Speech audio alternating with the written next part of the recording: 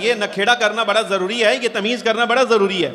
आज के जमाने में जनाब वाला तमीज ही कोई नहीं रह गई, तमीज अखलाक ही कोई नहीं रह गया। आप अंदाजा कीजिए, एक बंदा उठता है, उसके बारे में मशहूर हो जाता है ये पीर है। अब हालात क्या हैं, माआज़ अल्लाह, अल्लाह ताला हमें महफूज रखे कि ये आदमी खवातीन को गले से लगा रहा है दम के माने, झाड़ फूंक करने के लिए, को जिन निकालने के लिए, को इस तरह के मामलात जिसकी शरीयत इजाजत ही नहीं देती। अच्छा, वो ये सारे काम कर रहा है और ताजुब की बात है उसको दुनिया पीर भी मान रही है, उसके मोतक़दात ठीक नहीं है। ये ताजुब की बात ये है, आप अंदाजा कीजिए ये सारे नमूने आले सुन्नत व जमात के खाते में पड़े हुए।